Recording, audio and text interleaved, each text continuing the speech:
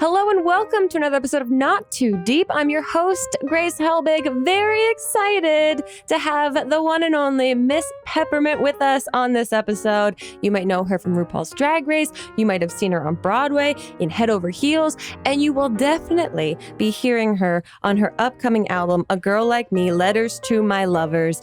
Oh, she is just the absolute sweetest, smartest, most beautiful human being. And we talk about everything. We talk about what it was like behind the scenes at RuPaul's Drag Race, how a major relationship and breakup inspired her upcoming album. And she gives some really wonderful advice and thoughts about how to approach the upcoming election, which is very important. So please enjoy this wonderful episode of Not Too Deep with Miss Peppermint.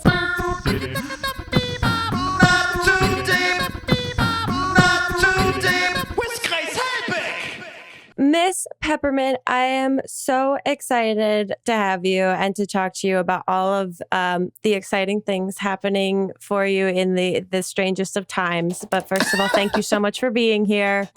Hello. It's so good to be with you. It's been a whole year. I know. We got to chat for this series called Ladies First that was for Facebook, and it was really, really wonderful. And you were such a champion for coming like from a plane to set, doing the whole thing. Like I was just I think myself and everyone on that crew just watched in awe of you the entire time. We're like, this is a professional. She is lovely and she is it's so great. So thanks for coming back and chatting. Yes, Mama. Now you're up to a billion things. I have to... We're going to get into the music, into all of that. But let's start with Drag Race. Let's start with all of the conversations that I'm sure you've had 12,000 times about 12,000 things. But season 9, I want to know, how do you describe, if you remember, your audition tape for season 9? Oh, it was, I've done 3 of them. Because I auditioned for season 6, 7, 8, and 9. Okay. And they were all kind of the same. But they were agonizing because I remember I haven't even looked at them since then. Oh, I'm sure. Yeah. But I was full of energy because I was excited and trying to like really turn it on for the camera. But I just remember like being like, oh, this is miserable. Like it was like the last thing in the world I wanted to do. Sure. I just was not, I think I was all the way over it in the last one. Really? I was like, I don't give a hell whether I get on the show or not. Yeah. I'm going to do it. And maybe I will, maybe I won't. And that's the one that they picked. That's the energy. Yeah. As soon as you have that energy, if you don't need them, they need you. Yeah. Then you get it. Now, I was just talking with Evie Oddly the other week, who was a guest, and she was telling us about the BTS of the production side of things and how she in her hotel room watched a lot of Naked and Afraid, and that might have kind of helped give her some confidence going into the competition. She's lucky. Yeah, what was your behind the scenes like? Was there something like, I know you can only prep so much to be on the show and then you get there and you see how it all is made. And so what was maybe the most surprising thing to you about the production side of it? It was, the surprising thing to me was the fact that, which I'm sure you may have heard this talking to any of the other Drag Race girls, that we can't talk to each other. Right. That's the biggest surprise. I'm sure, it's everything else kind of makes sense, but it really doesn't make sense until, especially being a fan of the show and watching the show, you don't pick up on the stuff that happens behind the scenes. And so that's probably the biggest surprise to me, is the fact that they didn't want us to talk to each other. They worked very hard to make sure that we weren't communicating with each other. Wow. And so that was interesting. And for ours, our season, we didn't have, I don't know what Evie Oddly had. We did not have the ability to watch what we wanted. I'm not sure if Evie was just watching cable TV. We did have television. We had cable TV. But there really wasn't a lot of like watching going on because we woke up at like 6 a.m. Yeah. Went to set, got home at like 12 or 1 a.m. most nights.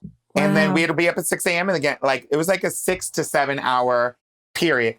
And a lot of those, unless it was like the weekend, like our one day off, we had like a day, or sometimes we had 2 days off. And that was lovely. Yeah. Actually, we had 2 days off, which was actually agonizing because you're locked in your hotel room and you can't go anywhere. And so I'd hear somebody run, like a kid run in the hallway, and I'd be like, oh, somebody's happy. And I'd like go out, look through the peephole to see who's laughing. Yeah. And I would like want to, enjoy whatever that was. Yeah. You're just like, any sign of human life that's happening around me that's joyful. Let me experience that. Yeah. How did you keep yourself grounded through something like that? I mean, I know it's probably such a whirlwind that thinking back to it, it's hard to remember like specific moments, but how did you keep yourself calm? Well, I'm not sure that I did, to be honest with you. I mean, I was terrified the whole time. And then after, like after each day, I would immediately start focusing on whatever the next thing was that I thought we were going to have to do. Yeah. Or learning the words to the lip sync songs. Right. I just knew that I was going to be having to lip sync, like no matter what. Like I was like, oh my God, girl, you're going to have to lip sync. Even on time, even when I won, I was like, you better get ready because they're going to throw some curveball twist. Yeah. And it's going to be you. And so that I was constantly like in this sort of paranoid energy. Yeah. I mean, that's something I guess you really can't prepare yourself for, that there are twists and turns in it. So once you think you have everything figured out, they can change something on you. That's so wild. And like, kudos to your mental health for getting through all of that, because that seems unbelievable. Now, since Drag Race, you've had so many amazing opportunities. You've done so many incredible things. You've done Broadway. You're doing TV. How has that whirlwind post the show been for you? It's been great. I mean, it's certainly been a dream. Like you said, a whirlwind. I'm really thankful that I have the platform that I have and been able to be kind of a part of the different projects and things that I've been able to do. It's been a dream. I couldn't be any more grateful. Well, let's talk a little bit about Broadway, because one, you got to do that, which is an amazing, amazing thing, especially because you went to a performing arts high school? College. High school and college, yeah. Okay, so this was in your wheelhouse. Wasn't like, they're giving a drag queen an opportunity to be on Broadway. Like, you're really have studied and are ready for this. What was it like? Because not only were you on Broadway, you're originating a role on Broadway. It was hell. Really? It was absolute hell. Yeah, I mean, I loved it. I would never take it back. But like originating a role, like I guess to most people, oh, you're on Broadway. It's all the same. If you're just there, it's no matter who you are, what you do, or how you got there, you're there, and that's all that matters. But there's a big difference between like doing a guest like celebrity spot where you come out and sing a quick song, and you don't really have to do that much rehearsal, and originating a role. Like it was like we got copies of the script, and they'd be like, okay, this is the new song, and then you'd rehearse it, and they'd take it out.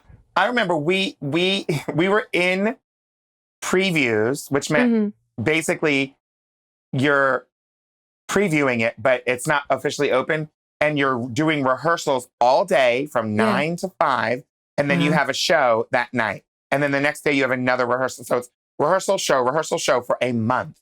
Wow. Which is horrible. That's the first thing. Yeah.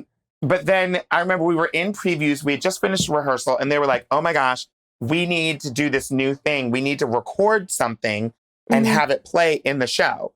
And they're like, Peppermint, you have to do it. You're the one who's to do it. And so they got me in a car during my lunch break. Your one moment to yourself. Yeah. To go down, run down to a recording studio, record the things that they wanted me to record, and then come back to get ready for the show. By the time I got back to the theater, they had listened to it and decided they don't want it in the show. Wow.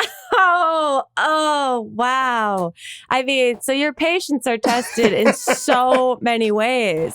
That's what the whole experience is like. Learning lines that aren't going to be in there. They're like, okay, here's the new lines, do them tonight. And you walk out to the stage and they're like, oh, I know you're about to go on. Scrap those lines. Do the lines from 3 nights ago. Go.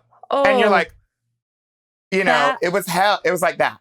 Yeah. And you have to be a professional, and you have to, like, the show must go on, and you have to show the audience that this is like, you got this, and they have nothing to worry about.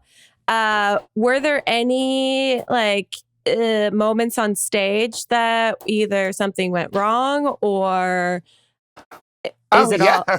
Yeah. It's a live show. There's lots of those moments, but one of the ones I'll never forget. It was my character's big speech. Okay. And everyone was on stage, and it was a big emotional speech. And so obviously the music was very soft, sweet music that was like supported that. And I went to start delivering my speech.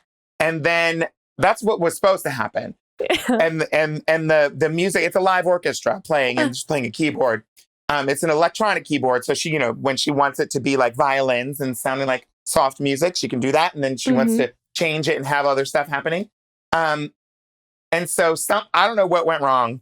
Some button got stuck on the keyboard or something. And I went to talk, and it was like the disco trumpets from hell. And everyone jumped because it was loud, first of all. It was supposed to be a sweet moment, and it was like, and then I tried to deliver my thing, but it got stuck. So I was like, and I was like, I'm going to deliver this soft speech. But then eventually I was like, I can't. Look, I'm an actor, but this is too much. And so I looked around, everybody started laughing, and we waited until the thing fixed, because it was like, what? There was some times when the wrong tree came coming in during the thing, and you're like, here's a tree. It's just life. Wow. Well, I mean, and that's what makes a live theater so fun, is that you really never know what's going to happen. Are there a lot of similarities or are there more differences between performing drag and doing Broadway? I think there's a lot of similarities, and those are certainly a lot of things that I could use to my advantage when going to perform on Broadway. But I think the biggest difference was that there is a lot less freedom. I mean, in terms of preparing for the performance and then obviously doing it, a lot of this stuff, you need to be what they call on the mark, which is like, you need to be in your spot at that moment in time. Because not only are the lights going to come on in that spot, and if you're not there, then you're not in the light, but then also there might be scenery moving through. It's all kind of timed out. Dancers are coming through. Sometimes a dancer will be moving backwards, and that's how it's choreographed. And so you need to be like, judge the dancer. Here's the scenery. Get in your spot. There's the light.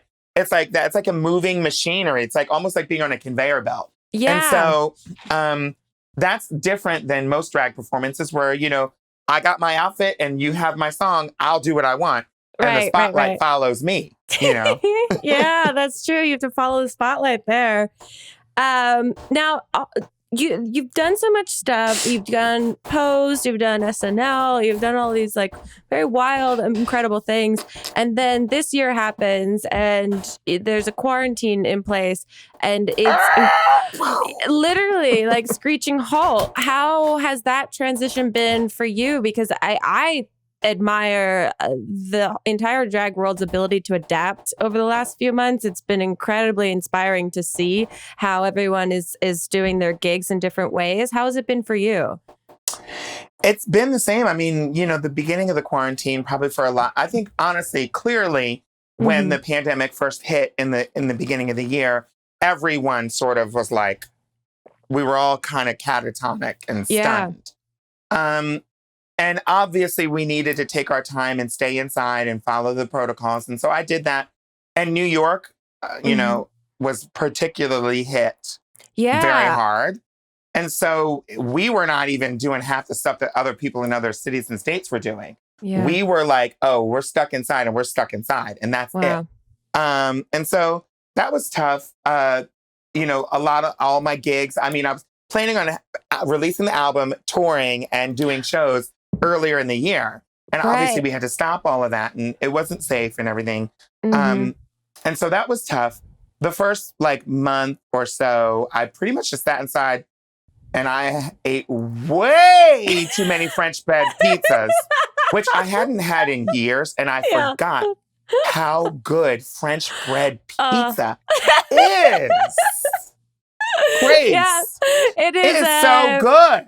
Yeah, it's one of those that you really have to circle back to. I mean, I see nothing wrong about it when I think about it. Me neither. And I was circling back, honey. I would go to that grocery store and get a box, and then I let me get another box because I know I'm going to want more of this. And I couldn't eat just one. Like I'd eat a pizza, French bread pizza, which is a half. And then I'd be like, well, that other one is just alone in the freezer. I might as well heat it up and eat that one too. And so I did. And so that was me. And then I was like sitting around, like watching Netflix, all of Netflix, Tiger King. And, I know. And then I was like, oh my God, if the best thing that happens during this whole pandemic is Tiger King, then I'm going to explode. But luckily, I mean, not luckily, but then we had the opportunity, as you know, to get into some deeper conversations about stuff that was happening, a lot of the problems and issues that were going on in 2020, things that we really couldn't avoid anymore. And I felt grateful that my business life was sort of on pause to be able to take place in a lot of those conversations. And we even had, you mentioned Evie Oddly, we even had Evie Oddly on an event that I did called Black Queer Town Hall. And she was a guest. Very cool. Well, you've always been an advocate, and you've always used your platform to speak about things that are incredibly important. And I think things that people hadn't been comfortable or giving more space and a platform to talk about. And so I think now you're doing a lot in terms of like really encouraging people to vote. How have these conversations, like, it is kind of cool to reflect and go, oh, my life slowed down so I could have these conversations in a like very meaningful way. Is that kind of on the forefront? Because when you look at your social media, when you look at the way you've kind of positioned yourself right now, you're really speaking really important messaging right now. And I think that's incredibly cool. Have you made that kind of a stronger mission? I know it's always been part of your world, but like you said, does that come to the forefront for you now? Yeah, I mean, it has. And mostly, I guess, because, you can't really have a conversation alone. Like other people have to participate in it. And so there's been a lot more of that. Like in the past, I remember hearing like from like folks like Bianca Del Rio used to always get on me because I was such she would call me like way too nice and always so serious talking about these things that like were important issues, like AIDS and HIV or marriage equality and things like that were really important to me. Not that Bianca doesn't care about those things, but I would always bring it into my stage performance in terms of like talking about it or trying to engage people in the audience. And lots of queens used to like be like, oh, this one with her speeches again. But now I think many people are able to make space in their platform, their public facing platform, their social media, whatever, to at least highlight some of these issues, whether they engage wholeheartedly or not. And so I'm grateful that there's more people interested in having these conversations and focusing on these issues. For you, what's the most important thing for you talking about now? Is it voting? Well, I mean, this week for sure, the issue is voting. But it really is, look, it's aside from that, it's not to like, back up on anything, but it really is kind of all encompassing. I think the three biggest issues that really do plague us when it comes to discrimination and problems with the world and the United States are racism, misogyny, and ableism, which is, discrimination against disabled people. Mm-hmm. And so I think one of those three things is always at play. And I think that they're related in some way, shape, or form. They trickle down into everything that we do.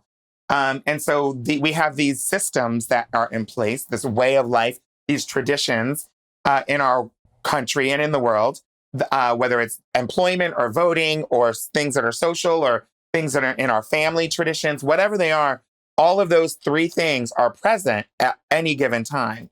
And they are a problem, which is why we keep seeing police brutality, why we keep seeing injustices happening towards women, and why there's still a pay gap, why there's still all the, misogyny and homophobia and all this discrimination. And so I'm always focused on how we can address those things in everything that we do. So in voting, how we can not only pay attention to tell people to vote, but we really need to fix the system. The gerrymandering, the voter ID and voter suppression, things like that are messing up the election and every election in the past, present, and future. And so, voting is very important. I want people to do it. But it's not just voting for the president. Even if you're not excited about voting for the president, voting for the people in your city and state and local who are in charge of your bridges and your roads and how much money you make at your job and what happens with your rent and all those things, that's really important. Also flipping the Senate, because we know what just happened with the Supreme Court. Flipping the Senate, if you are interested in protecting minority groups and marginalized people, then flipping the Senate in our favor is what I'm focused on doing. And so all of that is connected to voting, right? But it's not just whether to vote for Trump or Biden. It's more than that. I think that's great. What's important to me. Yeah. Yeah. And I think because myself included, I think a lot of people can be very overwhelmed and sort of like flooded by how many issues seem to be in flux and not know exactly where to focus their attention to be able to be helpful. And I think, like you said, being able to say it's not just voting for a president, it's voting down the ballot and making sure you're focused on getting your information for your ballot and the people that align with your points of view that help the larger goal. Because that's what I was going to ask. I feel like a lot of people, from what I've noticed online, obviously want to help, but then they get overwhelmed with how do I even begin to help? And so do you have any advice, like where to start or what to kind of like centralize your focus on? I'm going to be sharing some initiatives to my platform, but I think essentially it is a lot. It is daunting, but I think it's important, like just in terms of the frame of mind, put yourself in the frame of mind that we know that more than one thing is happening at once. So let's think personally and globally at the same time, like in the macro and the micro at the same time. It's just two different, it doesn't need to be binary, but two different things. So when you talk about voting, what is that going to do for my community, the people around me in my city and state? That's the first thing you should look at. And then the second thing you should look at is nationally. How do a lot of these issues that are national issues, how do they connect to the candidates and what are the research that we're going to do? Many of those things do come back to local. Like, gun control is a national issue. But if you're in your city and state, what's happening with the gun control laws? Do you agree with them? Are there candidates that you want to support? And so those things are really important. Paying attention to your city at like Senate and your House of Representatives, like the city government is like so important. You're voting for the judges, you're voting for the police officers and the police captains and the commissioner, like all of these people who make the decisions that affect your life, you are voting for right now. And so I know it is daunting for people. They surely should go to either vote.org or vote.gov to get more information about the voting process. And then once you're squared away with the voting process, registered, figure out where your polling place is, find out if anything has changed because of COVID, make sure that your ID is the one that you need, then you can look more into the candidates and do your research about them. Just take a very methodical pace to it. But you have to start now. You can't wait until November 3rd when you wake up to like try to do it. That's when it becomes daunting. And so I like to tell people that voting ends November 3rd. Mm-hmm. The election is right now. Yeah. That's a great way that's a really, really helpful way to see it. And I think takes a lot of the overwhelm out of it for people if they think about it that way. Okay, we're going to take a quick break. When we get back, I have to talk about the new music. I'm so excited for you. So we'll be right back with more Not Too Deep. Not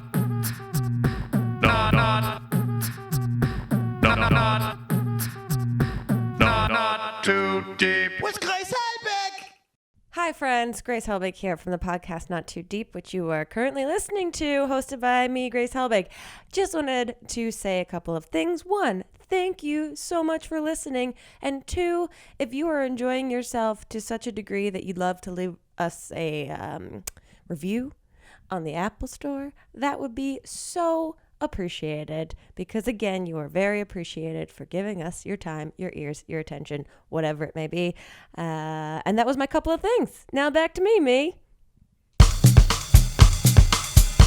Okay, Peppermint. A Girl Like Me, Letters to My Lovers. This is your upcoming music. Now, it had, like you said, it had to be put on hold a little bit longer than you wanted it to be. But what can you tell us about this? Because it's been, 8 or 9 years since your last release of music, of original music? That was my first album. It's been 8 or 9 years. I actually did release an EP while I was on Drag Race in 2017. Okay. To very little fanfare. And so the whole album was it platinum, gold? No, aluminum. So that's that. But Okay. But this is certainly the first of its kind, and probably forever for me.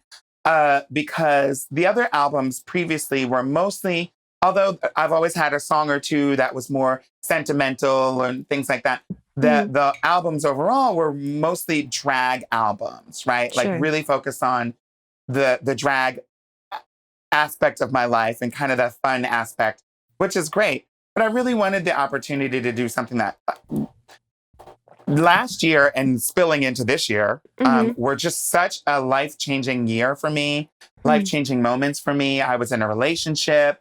Like you said, I'd been on Broadway. I just come off of Drag Race. There's a lot of big moments in my life that were happening for me personally. And I think just that the world was changing in a way that I could just start to feel. And so I wrote all that stuff down in my diary, and I had one hell of a year. Yeah. And then I said, let me put all of this stuff to music. And so my entire diary, basically, a year's worth of entries we put to music. Wow. And we had a beginning, a middle, and an end. And so the beginning is this first EP, A Girl Like Me, Letters to My Lovers. And then the other ones will come out next year. Wow. And so I was in a relationship. I was enjoying a lot of being single, dating, having sex. And then I met someone. Okay. And we dated and we flirted and we did that whole thing. And so this first album is really that part of the process, like beginning to see each other, going on dates and all that stuff. And yeah, so it's a very personal album that I hope people are gonna like. Have you always kept a diary, or did you just start in the last year because of how you were feeling? I did exactly. I had not always kept a diary. Honey, I don't keep diary. You generally don't keep a diary. I don't write anything down. I don't take a picture. I don't know where that receipt is. None of it. But then I was like, I had so much I needed to process, and it was time heals wounds, but it was more than that. Yeah. Because we had become, at least for me, so interwoven. Me and my ex-partner had become so interwoven. And there was lots of things, moments, movies, the normal thing. Movies I didn't want to watch because we had watched them. Yeah. Places we had gone before. Dates and moments in time, like that anniversary moment. And there's lots of anniversaries. To me, I'm like making up anniversaries, like not the anniversaries of us being together, but the anniversary of the last time I was at that restaurant was with him. And so all of those things are agonizing. Yeah. And so I needed to write it down. And I knew that I wanted to sort through some of these feelings and just look at them. And then it just turns out that, of course, it makes sense to put them to music. Yeah. Did you have any reservations about putting something so personal out there? Absolutely. I've never really done it in a way. I'm a really personal person, private person. And I generally don't like to be that vulnerable, but it was obviously what I needed for myself. It was cathartic. And to tell you the truth, it was honestly the first time, considering how terrible I felt after the breakup, which, you know, spoiler alert, we eventually break up, even though the first album is not about that. I was surprised that I was able to turn all of that feelings, all of that pain, all of that agony, all of that, like, afraid to, like, look on my social media because I might see something. Yeah. All of that turned into something so beautiful that I am so proud of. I can't even believe it's the same product. Wow. But it is. And I feel good about that. There must be some kind of release, and you know, you're an extremely confident person, and you really put on this very courageous kind of persona that inspires a lot of people. That to be able to be vulnerable must feel kind of nice to like let that side of you out a little bit. It is nice when people, you know, especially given that I'm able to hear people's responses to some of it. I had the chance to do a couple of previews of some of the music, and and people seem to respond really well to it. And of course, we're our own worst critic, right? Sure. And so I'm really tough on myself. And you know, my inner demon is like, "You're horrible." Yeah, of course. And so it is nice to be able to have people respond in a way and receive it well. Yeah. Do you have like a group of people or maybe one person that you send like previews to that you really value the feedback on?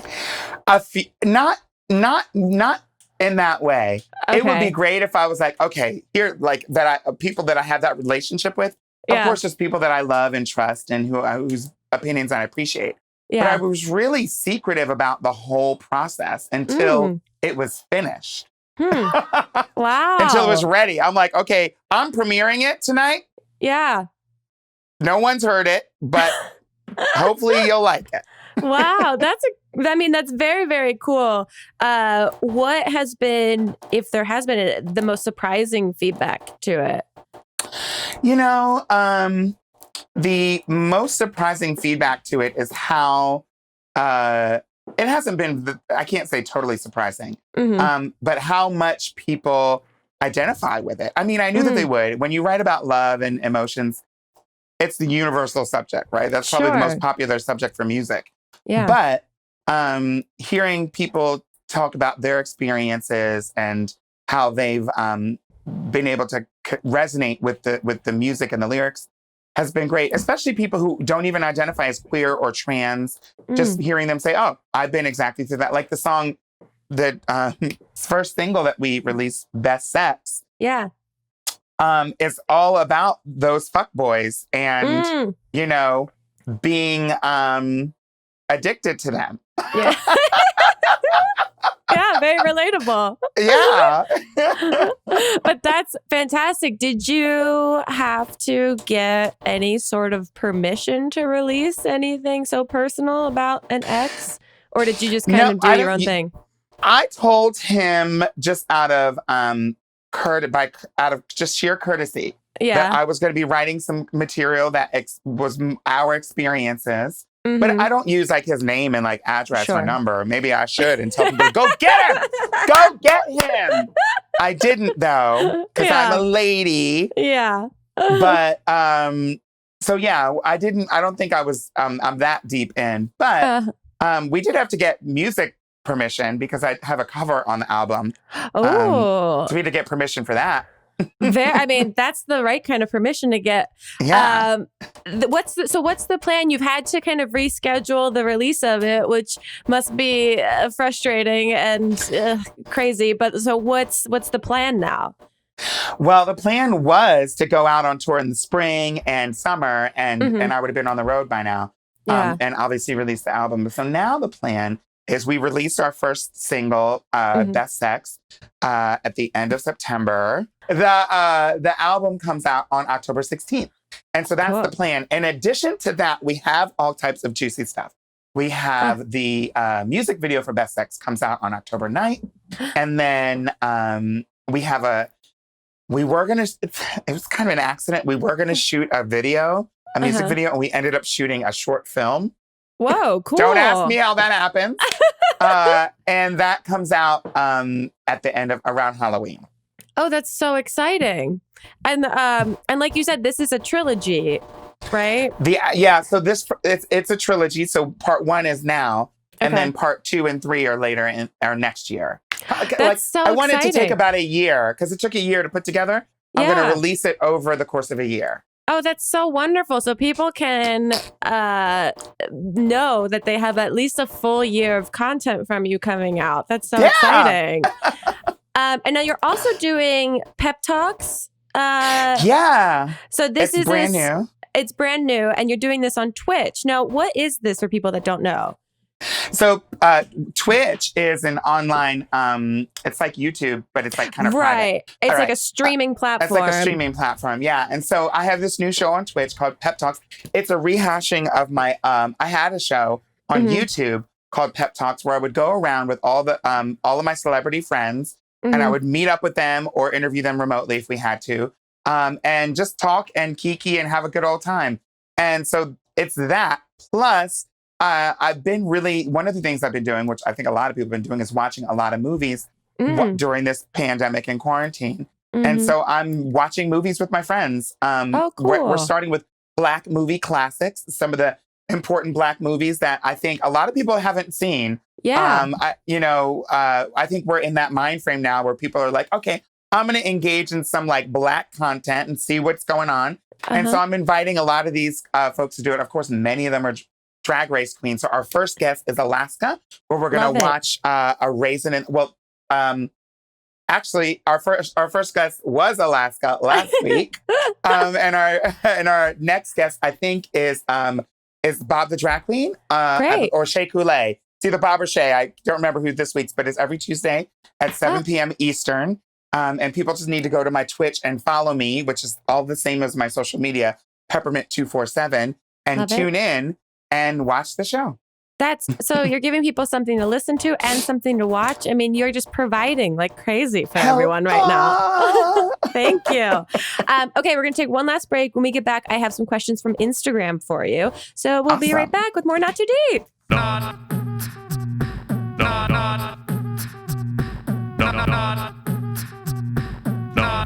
too deep. With Grace Helbig. Okay, Peppermint, before we get into these Instagram questions, I'm going to ask you the 2 questions I ask every single guest that is on the podcast. And the first is, who, alive or dead, would you most like to throw cold spaghetti at? Is that like sexual? I don't know. It's actually very literal, but I can see how it could be misinterpreted. Respecting everyone's relationships. Yes. If I could throw some cold spaghetti at, and maybe even eat it, would be Jason Momoa. I just can't. I can't. That's a good one. I don't know that I've gotten that answer before, but that's fantastic. Okay, the other question I ask every single guest is to tell us your worst pants shitting story, or like a close call bathroom situation. But you can only use 3 words or 3 small phrases. So mine is college, jogging, front lawn. Wow. Yeah. Okay.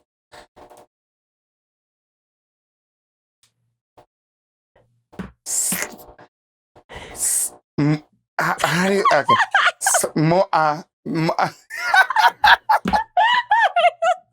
Morning. Okay. Sleepover. Okay.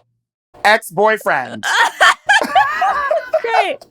And I feel like if people get the album, they will get more context to that potential situation. Wonderful.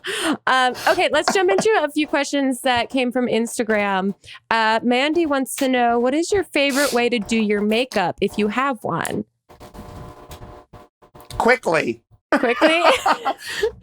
Favorite way to do my makeup? Yeah. You know, I guess that really is probably affected by the products that we use. And by the way, my Mandy, you should definitely tune into Pep Talks because we'll also be reviewing my favorite makeup and skincare products. Oh, so, you know. Wow. So there's truly something for everyone in this program. I would like to think so, Yeah. Grace. But my favorite, I guess the way I do my makeup like really comes down to some of the products. And so my hero product right now, which is going to be a tough one to break, but I'm up for the challenge because I'm going to be sampling some new products during this show, is the Derma Blend Flawless Creator Foundation, which is, they're billing it as a pigment, a liquid pigment that's obviously skin toned. And so it's what I'm wearing right now. It's, and it's just these drops. It's a liquid foundation essentially, but it's the strongest liquid foundation you have ever. And really? So I'm writing it down. I love it.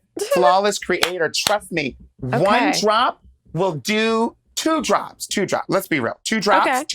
When I say drops, I mean teardrop, like liquid little drops. Itty bitty. Yeah. Okay. Drops. I don't mean 2 scoops. 2 drops will do your whole face. Wow. Drops. Okay. I'm trying this. Trust me, darling.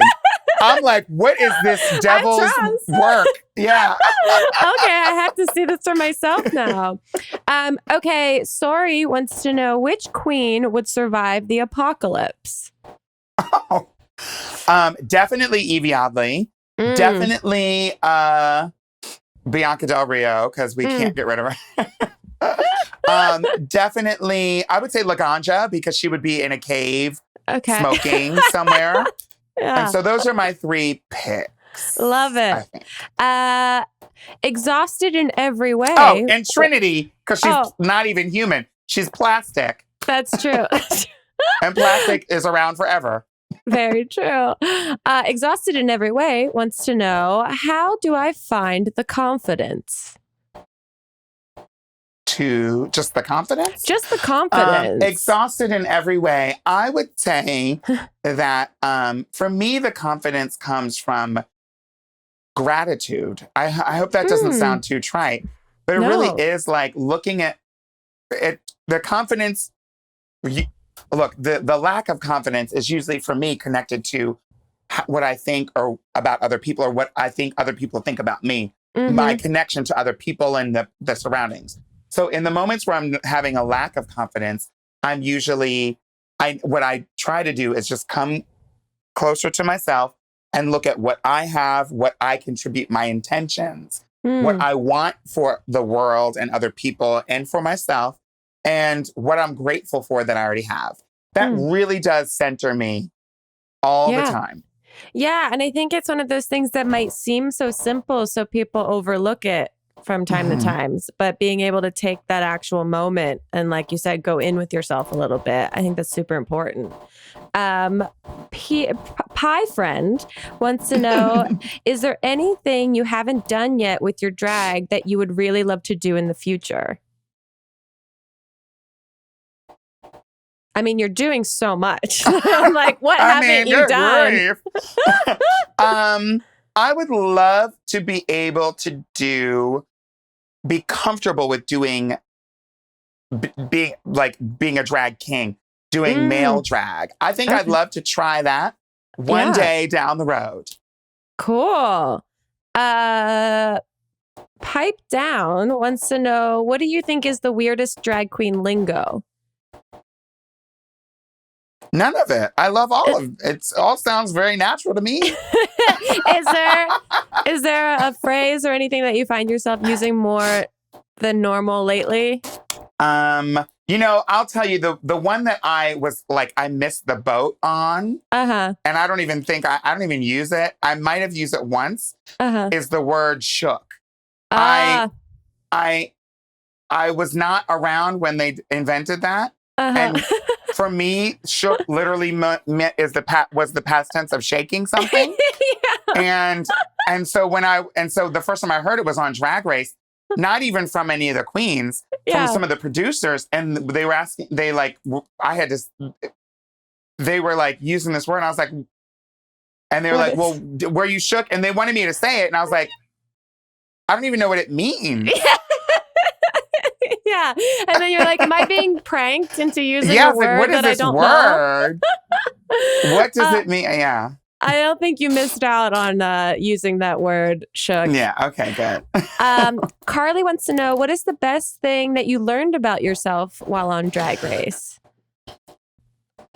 I think the best thing that I learned about myself is that, it's a lesson that I keep learning over and over again, is that I'm perfectly acceptable, like warts and all. Not that I have warts, but you know what I mean. It's the expression. Yeah. All of that is acceptable. It's the gritty stuff that like is unpolished is what people want. And so, yeah. Also, you just in hearing about the experience, you truly prove how resilient you are. Like the amount that you guys have gone through is incredible. And to do it smiling and optimistically and like with such light is really wonderful to see. We got a ton of questions asking All Stars ? I would yes question mark is my answer to that. Yes? Okay. Question mark? I love it. Well, I hope that happens in whatever capacity it could in the future. We've reached the end of the podcast, Miss Peppermint, but before you go, usually when we do these in person, we have a personalized fortune cookie as a gift to our guests for making time for us. But because we're doing it virtually, we have a virtual fortune cookie that I believe Melissa might have emailed to you. Here it is. Oh, Peppermint is great for digestion, decreasing bloating, and now music.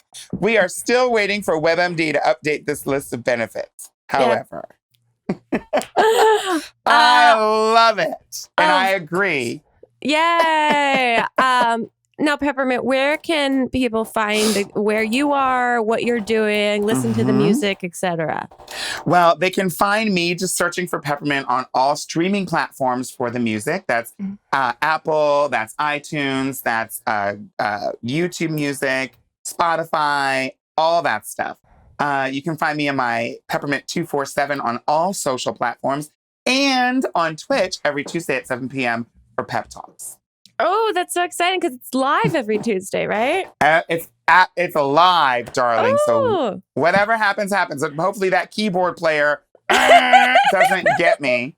I love it. Well, guys, go check out everything that she's up to and please listen to the music. And remember that it's only the first of a few more albums and hopefully more. And Peppermint, thank you again for making time. Thank you. We'll see you guys next time on another episode of Not Too Deep. Goodbye. Too deep, too deep, too deep, not too deep with Grace Helbig. Not Too Deep is a production of Grace Helbig Incorporated, producer Melissa D. Montz, edited by Shireen Lani Yunus, post-production sound by Chris Henry, and an extra special thanks to Flula for the theme music.